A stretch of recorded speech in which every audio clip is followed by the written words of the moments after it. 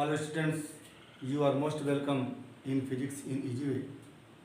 बच्चों, physics in easy वे में आपका बहुत बहुत स्वागत है। विगत दिनों हम फिजिक्स में इकाई 1 को पढ़ रहे थे, जिसमें भौतिक राशियों का मापन, मात्रक, द्विमीय विश्लेषण, भौतिक राशियों के मापन में त्रुटि आदि आदि को पढ़ा। आज हम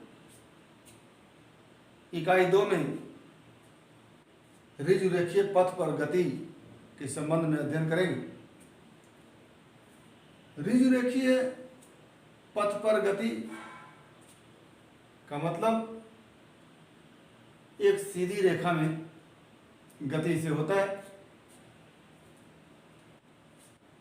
तो किसी भी वस्तु की गति को समझने के लिए सबसे पहले हमको निर्देश फ्रेम को समझना होगा। फ्रेम ऑफ रेफरेंस, निर्देश फ्रेम को समझना होगा। निर्देश फ्रेम एक ऐसा फ्रेम होता है जिसमें किसी एक बिंदु को संदर्भ बिंदु मानकर, किसी एक समय को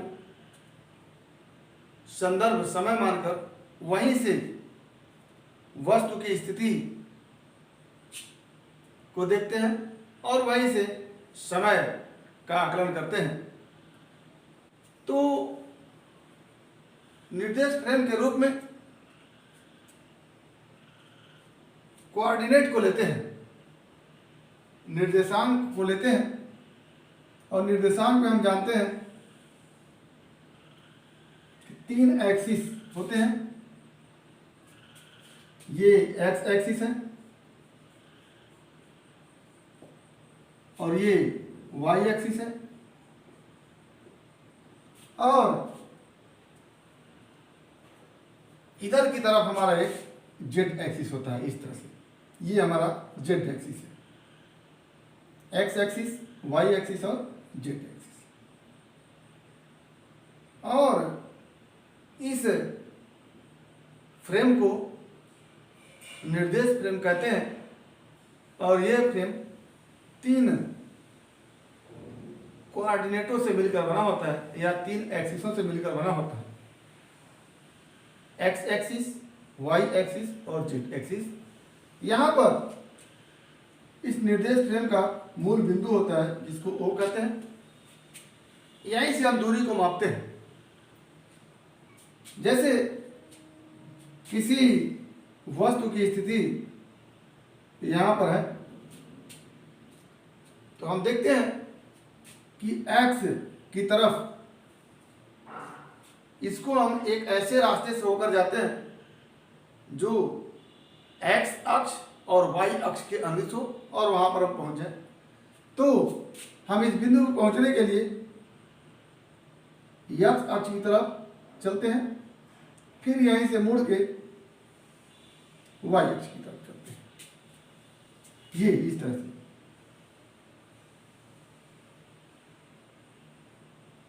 X अक्ष की तरफ चला, फिर मुड़ करके Y एक्सिस की तरफ चला और हम यहां पर बिंदु P पर पहुंच गए। X अक्ष की तरफ जो चलते हैं उसको जनरल में x कहते हैं, और y की तरफ जो चलते हैं उसको जनरल में y कहते हैं। तो इधर हम y नापते हैं, इधर हम x नापते हैं। तो इस बिंदु P की स्थिति को हम लिखते हैं x और y। ये बिंदु यहां से देखा जाए अगर, तो इस बिंदु की स्थिति x y है और दूरी विस्थापन x स्क्वायर y स्क्वायर। इस P बिंदु को सीधे अगर देखा जाए तो ये दूरी x square plus y square under root में होगा। तो इस तरह से वस्तु की स्थिति को समय दर समय देखा जाता है। किसी समय यदि वस्तु इस बिंदु पर है और उसके कुछ समय बाद वस्तु इस बिंदु पर चली जाए और इसका निर्देशांक x डैश y डैश हो, तो हम कहेंगे कि इस बिंदु तक पहुंचने के लिए हमको x दूरी x डैश दूरी x अक्ष के अनुदिश चलना पड़ा और y डैश दूरी y अक्ष के अनुदिश चलना पड़ा। तो इस तरह से टाइम टू टाइम हम किसी वस्तु की स्थिति को इस बिंदु के सापेक्ष देखते हैं कि अभी इधर ही दूर पर था, अब यहां तक हो गया। तो इसी को हम निर्देश फ्रेम कहते हैं, फ्रेम ऑफ रेफरेंस कहते हैं। अब इस फ्रेम ऑफ रेफरेंस में वस्तु की गति 3 तरह से होती है। नंबर 1, एक विमीय गति।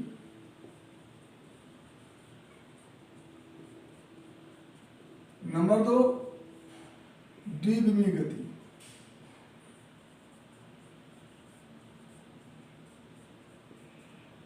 नंबर 3, त्रिविमीय गति।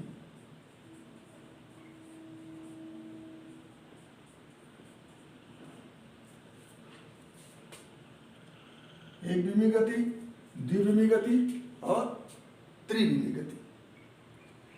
तो अब हम एक विमीय गति, द्विविमीय गति, त्रिविमीय गति को समझने के लिए समझेंगे कि इस फ्रेम ऑफ रेफरेंस में 3 विमा है। इस तरह से एक x अक्ष की तरफ की विमा है, दूसरा y अक्ष की तरफ की विमा है, तीसरा z अक्ष की तरफ विमा है। तो अगर कोई वस्तु की स्थिति बिंदु O के सापेक्ष केवल x अक्ष की ओर बदल रही है, केवल x अक्ष की ओर बदल रही है, जैसे प्रारंभ में बिंदु यहां पर था P1 पर,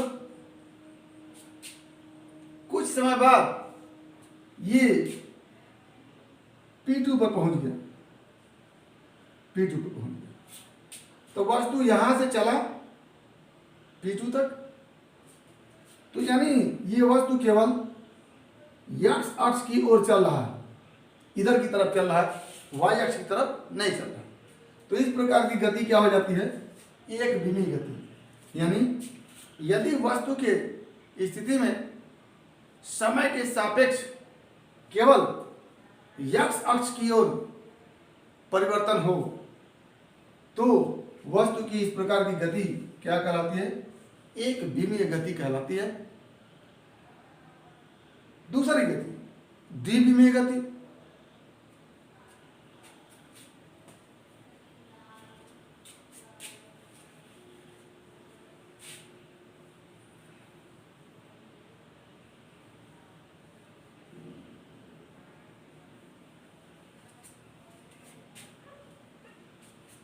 एक विमीय गति में वस्तु यहां पर थी और x अक्ष की ओर ही गति करके केवल और केवल x अक्ष की ओर गति करके यहां पर पहुंच गई P1 से P2 पर। यह गति हो गई एक विमीय गति।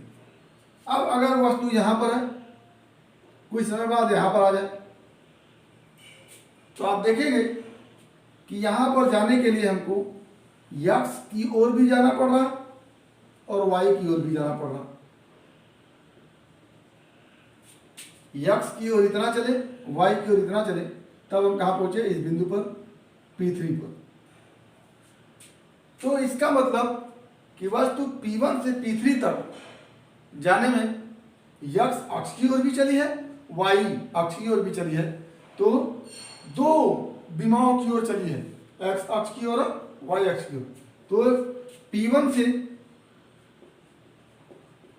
P2 तक की जो गति है वो कही जाएगी एक विमीय गति। और P1 से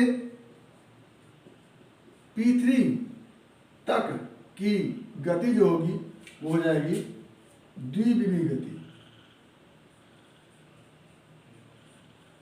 द्विविमीय, तो ये हमारा हो गया एक विमीय गति और द्विविमीय गति। आगे हम त्रिविमीय गति को देख सकते हैं। अब इतना ही नहीं, अगर जेड एक्स भी हो, जेड एक्सिस भी हो इस तरह से, तो वस्तु यहां पर है, सीधे जेड अक्ष के अंदर इधर आ जाए, सीधे जेड अक्ष के अंदर इधर आ जाए तो भी ये एक विमीय गति होगी। या सीधे P1 से y अक्ष के अंदर जाते हुए P4 पे चल जाए तो भी एक विमीय गति कही जाएगी। केवल y अक्ष के अंदर जा रही है, P1 से केवल y अक्ष के अंदर जा रही है तो भी एक विमीय गति। P1 से केवल x अक्ष की ओर जा रही है तो भी एक विमीय गति। अगर P1 से P3 पर जा रही हो तब यह द्विविमीय गति हो जाएगी, कुछ x अक्ष की ओर और कुछ y अक्ष की ओर। अब आगे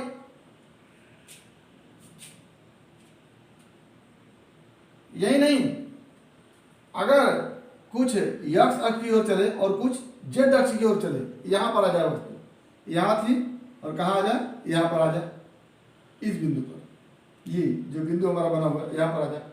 ऐसे चले x अक्ष की ओर और ऐसे चले y अक्ष की ओर, तो दो दिशाओं में चले, दो विमाओं में चले तो भी द्विविमीय गति होगी। x की ओर चले, z की ओर चले, द्विविमीय गति। x की ओर चले, y की ओर की चले, द्विविमीय गति। केवल x की ओर चले, एक विमीय गति। केवल y की ओर चले, एक विमीय गति। या कह रहे हैं द्विविमीय।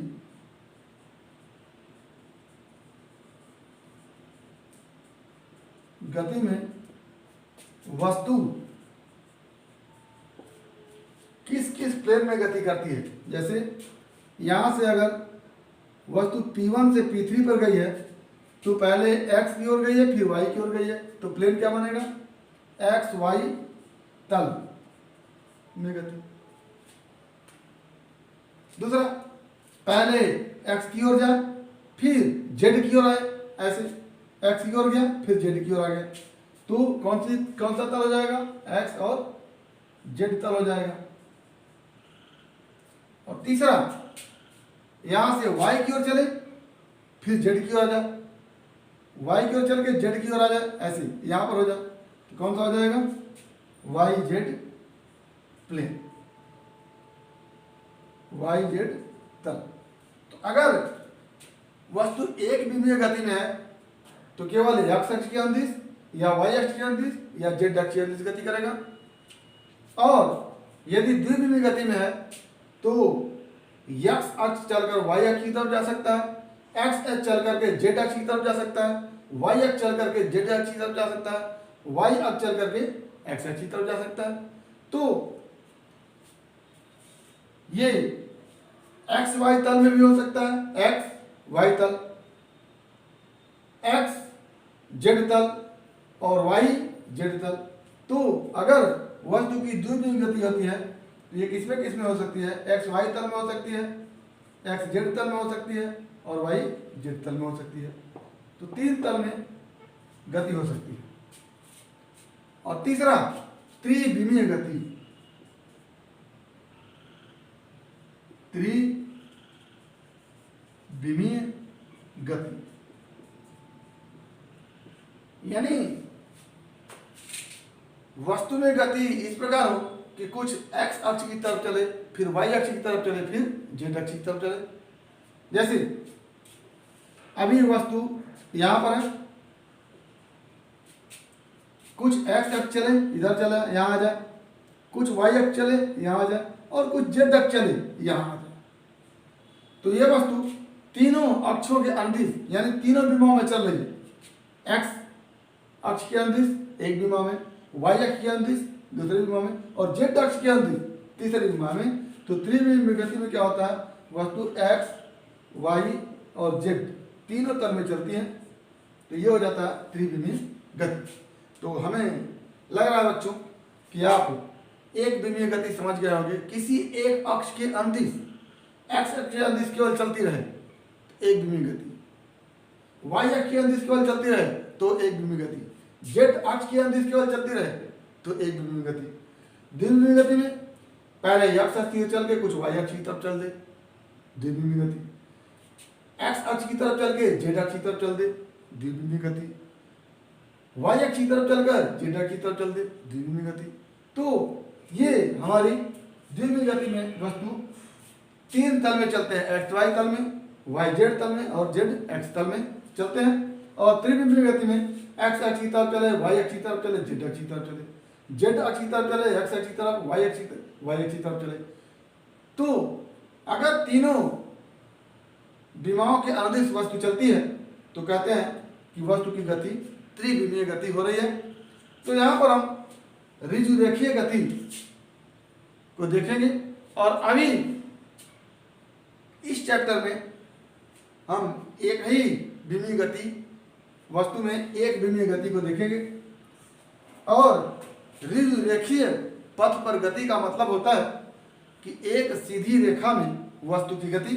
तो आइए हम देखते हैं ऋजुरेखीय पथ पर गति, यानी एक सीधी रेखा में वस्तु की गति को देखेंगे। तो निर्देश फ्रेम ऑफ रेफरेंस, निर्देश फ्रेम का मतलब एक ऐसा फ्रेम जिसमें एक संदर्भ बिंदु होता है जिसके सापेक्ष वस्तु की स्थिति को देखते हैं और उसमें तीन कोऑर्डिनेट्स होते हैं, एक्स एक्सिस, वाई एक्सिस और जेड एक्सिस। तो एक ऐसा निर्देश फ्रेम, एक ऐसा फ्रेम जिसमें मूल बिंदु के सापेक्ष किसी वस्तु की स्थिति को देखा जाता है। तो निर्देश फ्रेम में हम लिख सकते हैं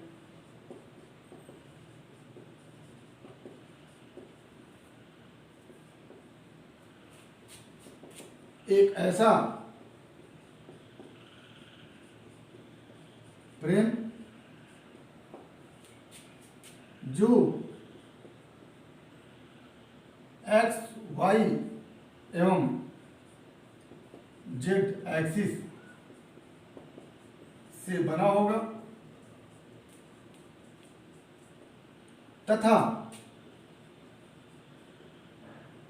मूल बिंदु को संदर्भ बिंदु मानते हुए समय के सापेक्ष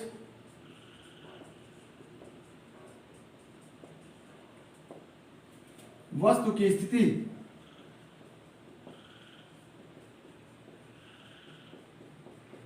में परिवर्तन को देखा जा सकता है।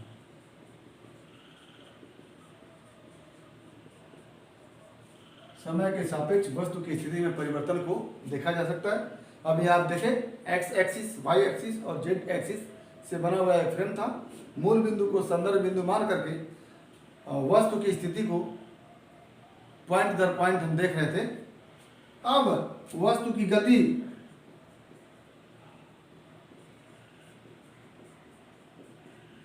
इस निर्देश फ्रेम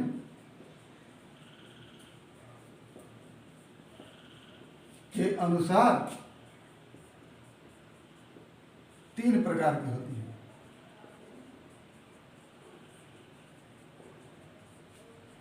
पहला, एक विमीय गति, मतलब किसी एक अक्ष के अनुदिश गति।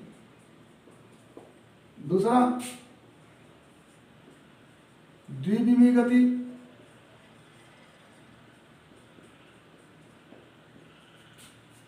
किन्हीं दो अक्षों के अनुदिश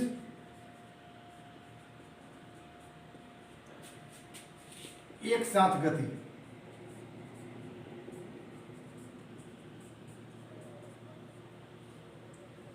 ये होगा एक्स वाई तल में, वाई जेड तल में और जेड एक्स तल में, किसी भी तल में हो सकता है। तीसरा, त्रिविमीय गति।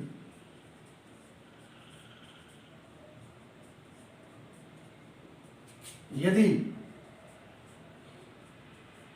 समय के सापेक्ष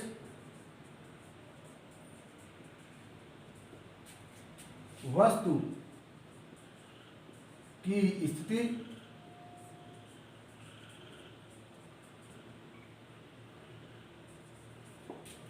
एक्स वाई जेड तीनों अक्ष के अनुदिश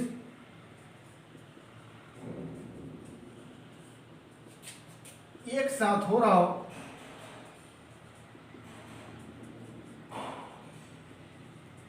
तो यह गति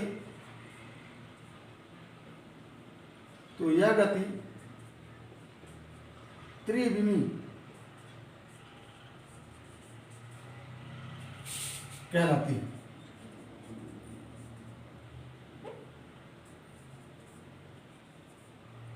तथा एक्स वाई जेड तल में होती है, तल में होती है। तो इस तरह से निर्देश फ्रेम, वस्तु की गति निर्देश फ्रेम के अनुसार 3 प्रकार की होती है। और आगे हम देखेंगे गति।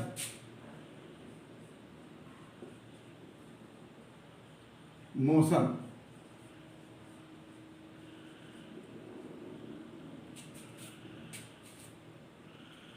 यदि समय के सापेक्ष यदि वस्तु की स्थिति में परिवर्तन हो रहा हो तो हम कहेंगे कि वस्तु गति की स्थिति में है। जैसे अगर हम यही निर्देश फ्रेम लें, ये मूल बिंदु है और प्रारंभ में वस्तु की स्थिति इतना x1 और इतना x2, तो सॉरी y1, ये हो जाएगा x1 y1, ये बिंदु P। किसी समय t1 पर या किसी समय हम वस्तु को यहां देख रहे हैं, कुछ समय बाद समय बीत गया, अगर वस्तु यहां पर हो जाए, यानी अब वस्तु की स्थिति x2 और y2 यानी P2 = x2 y2 हो जाता है, यानी वस्तु अब यहां चली है, तो हम कहेंगे ना कि वस्तु क्या है, मोशन में है, गति कर रही है, तब है ना यहां से यहां चली गई है। तो ये गति की परिभाषा होगी, if the position of A object, if the position of an object is change with respect to time, then we can say that the object is in state of motion। यानी यदि किसी वस्तु की स्थिति में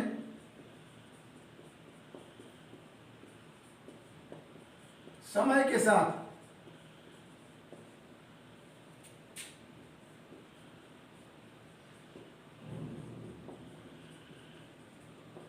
परिवर्तन होता है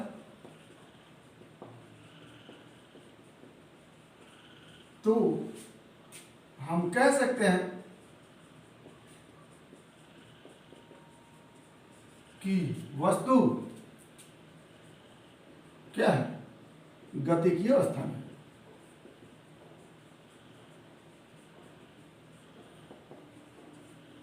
If there is a change in the position of an object with respect to time, then we can say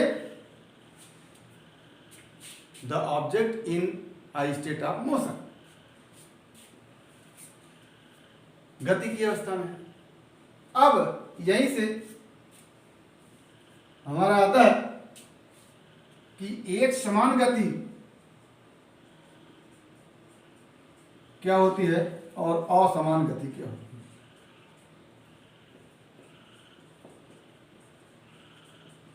है। एक समान गति एवं असमान गति क्या होती है। तो गति की परिभाषा में हम देख रहे हैं कि यदि वस्तु की स्थिति में समय के सापेक्ष परिवर्तन होता है तो हम कहते हैं कि वस्तु गति की अवस्था में है। लेकिन वस्तु में अगर गति है या वस्तु गति की अवस्था में, तो वस्तु किस प्रकार की गति की अवस्था में, एक समान गति की अवस्था में अथवा असमान गति की अवस्था में। एक समान गति की अवस्था में होने का मतलब होता है कि वस्तु की स्थिति में परिवर्तन समान टाइम इंटरवल में समान होता हो। जैसे यदि कोई वस्तु प्रथम 5 सेकंड में या चलिए प्रथम 5 सेकंड में 10 मीटर चल रही है और दूसरे 5 सेकंड में भी 10 मीटर ही चल रही हो, तो हम कहेंगे कि वस्तु एक समान गति की अवस्था में है। If the position of an object change with the same rate with respect to time, then we can say that the body, the object in a state of uniform motion. तो क्या if the change in the position of an object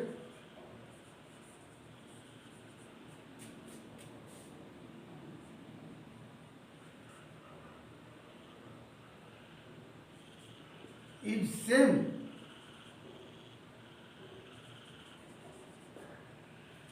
in same time interval,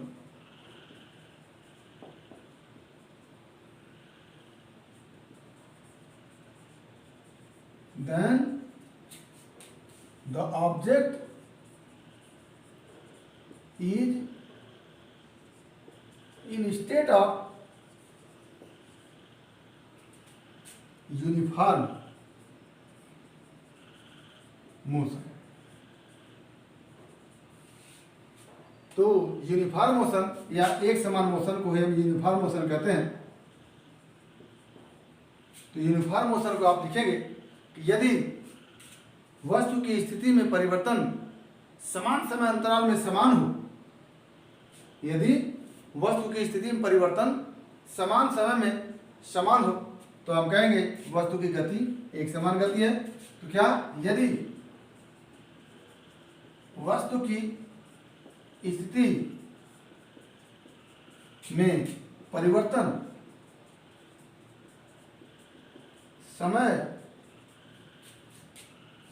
समान समय अंतराल में समान समय अंतराल में समान हो, तो वस्तु एक समान गति की अवस्था में।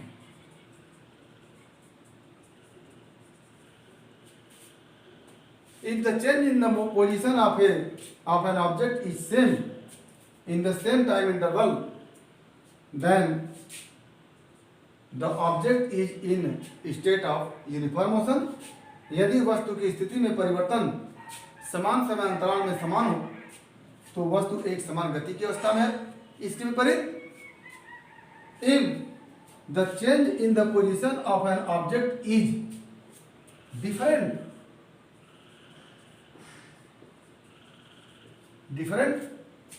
in same time interval, then the object is in state of non-uniform motion. तो केवल दो जगह आप एक जगह परिवर्तन कर दें तो आप कहेंगे नॉन यूनिफॉर्म मोशन में ऑब्जेक्ट है, वस्तु है।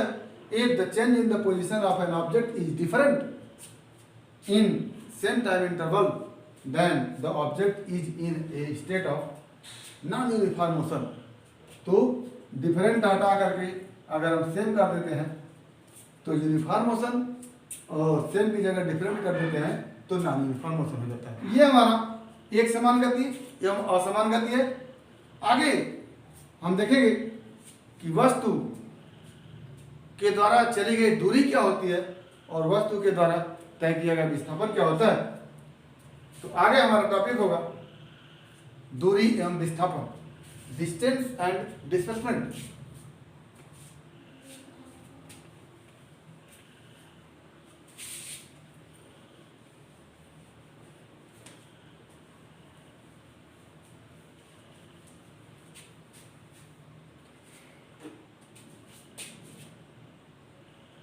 दूरी एवं विस्थापन, दूरी एवं विस्थापन। Distance and displacement.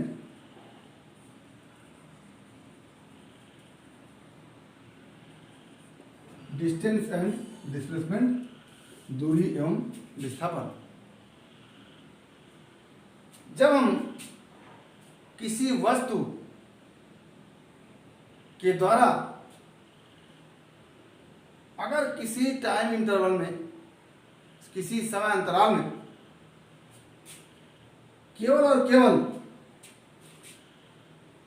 चली गई समस्त दूरी की बात करते हैं या तय किए गए समस्त पथ की लंबाई की बात करते हैं तो वहां पर हम डिस्टेंस की बात करते हैं।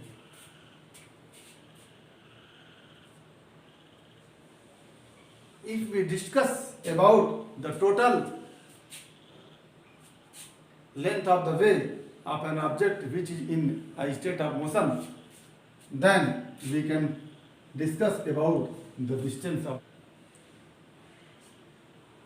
यानी यदि किसी गतिशील वस्तु के द्वारा किसी समय अंतराल में केवल पथ की लंबाई को देखा जाए तो हम कहेंगे कि हम वस्तु के द्वारा तय किए गए दूरी को देख रहे हैं। और यदि वस्तु के द्वारा तय की गई कुल लंबाई को न देख करके वस्तु की इनिशियल स्थिति और वस्तु की फाइनल स्थिति पर ध्यान दें तो हम वहां पर वस्तु के द्वारा तय किए गए डिस्प्लेसमेंट को देखते हैं, विस्थापन को देखते हैं। जैसे कोई वस्तु प्रारंभ में इस O बिंदु पर थी, T1 समय तक O से P की ओर चली, यहां पहुंच गई। T2 समय बाद फिर Q पर आ गई। तो ऐसी स्थिति में कुल समय अंतराल क्या हो गया? अंतराल हो जाता है T1 प्लस T2।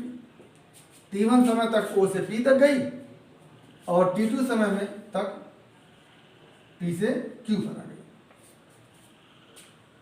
तो कुल समय अंतराल T1 और T2 हो गया, प्लस कर दे तो, और कुल पथ की लंबाई क्या हो जाएगी? OP plus P। ये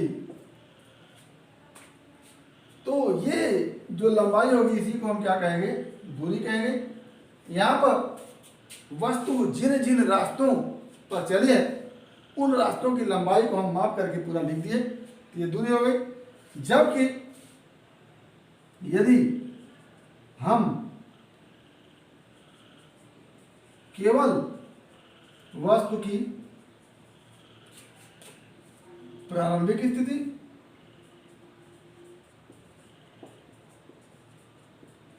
एवं अंतिम स्थिति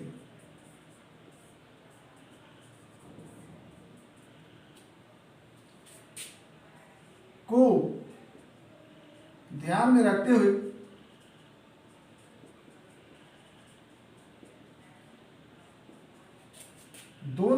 स्थितियों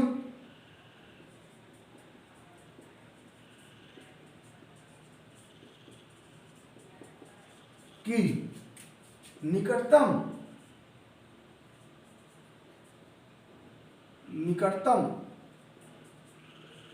दूरी को देखें तो यह निकटतम दूरी विस्थापन होती है। क्या होती है? विस्थापन। तो दूरी और विस्थापन में किसी समांतराल में वस्तु के द्वारा चले गए समस्त पथ की लंबाई को हम दूरी कहते हैं। ये समांतराल T1 और T2 में वस्तु O से P तक गई, P से Q तक गई, OP प्लस PQ दोनों ऐड कर लिए, कुल रास्ते की लंबाई हो गई, उसी को हम दूरी कह देते हैं। और यदि हम प्रारंभिक स्थिति O को देखा, अंतिम स्थिति Q को देखा, किस रास्ते से गए, कैसे गई, उससे अगर कोई मतलब नहीं रख रहे हैं तो O से Q तक की जो न्यूनतम दूरी है वही दूरी हमारी क्या हो जाती है? विस्थापन हो जाती है। तो यदि वस्तु O से P तथा पुनः P से Q तक आती है तो दूरी क्या हो जाएगी? OP प्लस PQ और विस्थापन क्या हो जाएगा? OQ। तो ये हमारा दूरी और विस्थापन। तो दूरी को अगर हम देख रहे हैं तो दूरी पथ की कुल लंबाई है, उसमें रास्ते को देखना पड़ रहा है, और विस्थापन को हम देख रहे हैं तो केवल इनिशियल और फाइनल स्थिति को देख रहे हैं। आगे हम देखेंगे कि दूरी एक अदिश राशि है और विस्थापन एक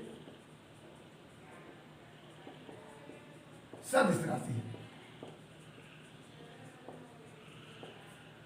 यानी विस्थापन में हम वस्तु की अंतिम स्थिति और प्रारंभिक स्थिति को देखते हैं। विस्थापन एक सदिश राशि होगी और दूरी एक अदिश राशि होगी। तो आगे हम दूरी और विस्थापन में क्या अंतर होता है उसको देखेंगे। तो दूरी और विस्थापन में जो अंतर होता है, नंबर 1 वो ये होता है, यह भी अभी लिखे हैं, दूरी एक अदिश राशि है और विस्थापन एक सदिश राशि है। दूसरा लिखेंगे कि दूरी और विस्थापन में दूरी परिभाषा में आप लिखें, दूरी वस्तु के द्वारा तय किए गए पथ की प्रकृति पर निर्भर करता है, जबकि विस्थापन वस्तु की अंतिम एवं प्रारंभिक स्थिति पर निर्भर करता है। तीसरा आप देखेंगे कि दूरी का मान केवल और केवल धनात्मक होता है। इस लंबाई को देखें या कह लें इस लंबाई को देखें O से P तक, उसके बाद फिर देख रहे हैं P से Q तक।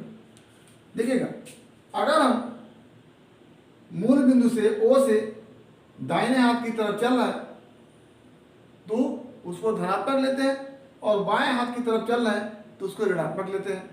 तो OP धनात्मक हुआ, PQ ऋणात्मक हुआ। लेकिन दूरी को निकालते वक्त हम दोनों को क्या किए हैं? जोड़ दिया है, धन ऋण का कोई ध्यान नहीं दिया। तो इसका मतलब यह होता है कि दूरी में केवल और केवल पॉजिटिव वैल्यू लिया जाता है, निगेटिव वैल्यू से कोई मतलब नहीं होता है। तो पहला अंतर हमने देखा कि दूरी एक अदिश राशि है, विस्थापन एक सदिश राशि है। दूसरा अंतर हमने देखा कि वस्तु के द्वारा तय किए गए पथ पर दूरी निर्भर करता है, जबकि विस्थापन वस्तु की इनिशियल और फाइनल स्थिति पर निर्भर करता है। तीसरा हमने देखा कि दूरी जो होती है वो शून्य से लेकर के धनात्मक होती है। दूरी जो होती है वो शून्य से लेकर के धनात्मक होती है, जबकि विस्थापन जो होता है वो धनात्मक, ऋणात्मक और शून्य कुछ भी हो सकता है। तो दूरी के लिए हम पॉजिटिव लेंगे या तो शून्य लेंगे, पॉजिटिव और 0 हो सकता है। लेकिन विस्थापन पॉजिटिव भी होगा, निगेटिव भी होगा और शून्य भी हो सकता है। ये तीसरा अंतर हो गया। और दूरी और विस्थापन का जो रेशियो होता है, दूरी बटे विस्थापन, उसका मान 1 भी हो सकता है और 1 से अधिक भी हो सकता है। यानी दूरी और विस्थापन का जो रेशियो होता है वो या तो 1 होगा या तो 1 से अधिक होगा। यदि वस्तु सीधी रेखा में चल रही है, एक ही दिशा में चल रही है, तो दूरी और विस्थापन का अनुपात 1 होता है। और यदि वस्तु किसी टेढ़े मेढ़े रास्ते से चल रही हो, किसी वक्र पथ पर चल रही हो, ऋजु रेखीय पथ पर न चल रही हो, सीधी रेखा में न चल रही हो, तो ऐसी स्थिति में दूरी और विस्थापन का जो अनुपात होता है वो 1 से ज़्यादा होता है। तो अभी हमने दूरी और विस्थापन में अंतर को देखा कि पहला, दूरी एक अदिश राशि है, विस्थापन एक सदिश राशि है। यानी विस्थापन में दिशा का ध्यान दिया जाता है, इधर चल रहा है तो पॉजिटिव, इधर चल रहा है तो निगेटिव। ठीक। दूरी में दिशा का ध्यान नहीं दिया, चाहे इधर जाएगा तो भी पॉजिटिव लिखेंगे, इधर जाएगा तो भी पॉजिटिव लिखेंगे, दोनों दूरियों क्या करेंगे, ऐड कर लेंगे। तो दूरी में दिशा को नहीं देखा जाता है, पॉजिटिव निगेटिव को नहीं देखा जाता है, जबकि विस्थापन में दिशा को देखा जाता है। तो एक तरह से कहें तो दूरी एक अदिश राशि है और विस्थापन एक सदिश राशि है। दूसरा अंतर हमने देखा कि दूरी जो होती है वस्तु के द्वारा तय किए गए पथ पर निर्भर करती है। पथ अगर वक्र के रूप में होगा तो दूरी बदल जाएगी, पथ अगर सीधा होगा तो दूरी कुछ और होगी। यानी दूरी वस्तु के द्वारा तय किए गए पथ पर निर्भर करता है, जबकि विस्थापन वस्तु के प्रारंभिक और अंतिम स्थिति पर निर्भर करता है। तीसरा हमने लिखा कि दूरी केवल और केवल पॉजिटिव और 0 हो सकता है, जबकि विस्थापन पॉजिटिव भी हो सकता है, निगेटिव भी हो सकता है और शून्य भी हो सकता है। और एक और निष्कर्ष हम देखें कि दूरी और विस्थापन का जो अनुपात होता है वो या तो 1 होगा या तो 1 से बड़ा होगा। यदि वस्तु स्ट्रेट लाइन में मोशन में है तो विस्थापन और दूरी का अनुपात 1 होगा। यदि वस्तु किसी अन्य पथ पर चल रही हो, स्ट्रेट लाइन में न चल रही हो, तो दूरी और विस्थापन का अनुपात 1 से अधिक होता है। तो आज हमने वस्तु की गति के लिए निर्देश फ्रेम को देखा, एक विमीय गति की देखा, द्विविमीय गति की देखा, त्रिविमीय गति की देखा। उसके बाद वस्तु की गति होती क्या है, गति किसे कहते हैं वो देखा, एक समान गति क्या होती है, असमान गति क्या होती है उसको देखा। और हम दूरी और विस्थापन की परिभाषा को देखते हुए दूरी और विस्थापन में अंतर को देखा। तो उम्मीद करते हैं कि आज जो भी टॉपिक आप देखें वो आपको समझ में आया होगा। और अगर इसमें किसी प्रकार की कोई समस्या हो तो आप हमारे YouTube चैनल के कमेंट बॉक्स में कमेंट करेंगे या फिर व्हाट्सएप नंबर पे हमसे अपनी समस्या का समाधान करेंगे। आगे यदि हमारा वीडियो क्लिप पसंद आया हो तो आप लाइक करेंगे, शेयर करेंगे और साथ ही आप तक हमारा हर वीडियो क्लिप पहुंचता रहे, उसके लिए आप हमारे चैनल को सब्सक्राइब करेंगे। साथ ही हमारे हौसला अफजाई के लिए आप लाइक करें, कमेंट करें, शेयर करें, सब्सक्राइब करें, ताकि हम नए उत्साह के साथ आप लोगों के बीच फिजिक्स से संबंधित नए नए तथ्यों को आप तक पहुंचाते रहें और आपके फिजिक्स की मुकम्मल तैयारी करने में आपका सहयोग करते रहें। तो आज बस इतना ही। आपके भविष्य के लिए एक बार फिर बेस्ट ऑफ लक। धन्यवाद।